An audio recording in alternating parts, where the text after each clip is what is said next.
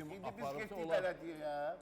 Kız dedi ki bu adam belediye işledi. Bunu yoldan çıkardan qadın. Ki buna deyip ki ya uşağı ver Türk vətəndaşına. O belediye olabilir. Günay.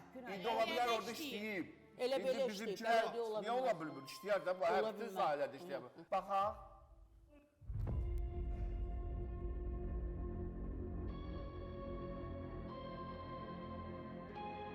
Günay adına xamışdık, o da var.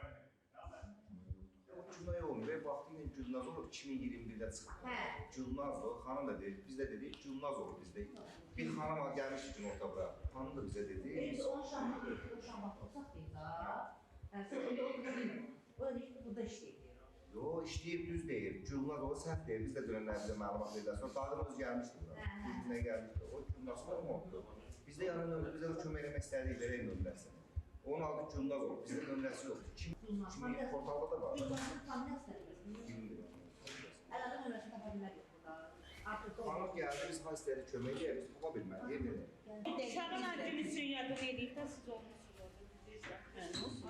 Uşağın adını haber bilmirəm, hansı şahid saraydı, dəqiq yadımda deyil, neçə il bundan qabaq olur. Hazırda biz Aygünlə birlikdə bələdiyyədəyik. Həmin xanımın adı Günay yox, adı nə olub? Gülnaz olub. O məlumatı da burada bələdiyyə işçiləri sağ olsunlar dedilər bizə.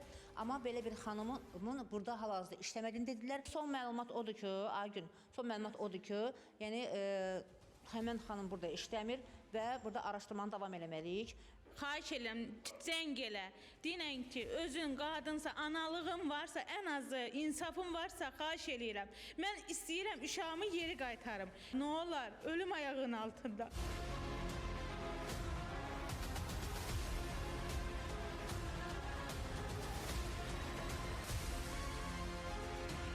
Mənə dedi ki, bilirəm deməyəcəm. O da əl verdi, satıblar uşağımı. Pulu ilə satıblar.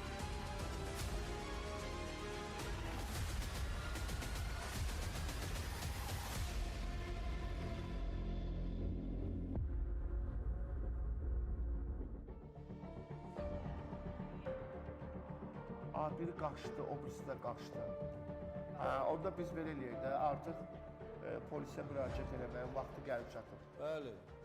Ancaq hüquq mühafizə orqanları. Mənə belə gəlir ki, tək bunun qızı Mən yox. dedim ki, Bu bəlkə çox də yanılmışım. uşaqların satışında o qadının Cümlə əli xanım, var. insanlıq nümayiş etdirdim mən. Dedim ki, bu qız danışır, bəlkə bu türk vətəndaşı uşaq üzrə həsrət qalan vətəndaşlardandır. Kəşk elə olsun. Elə deyil. Elə deyil və o adam bunu anlatmaq ki, bu mənim ərimdir, hansı ki, ər-arvad münasibətində deyirlər. Adamın tam olaraq hansı şəhərdən gəlib, nə üçün gəlib, onu bilmirmiş. Sadəcə bu adam gəlib uşaq toplamaq üçün bura. Vəssalam. O bələdiyyədə işləyənlər ərazini bilirlər axı. Hə.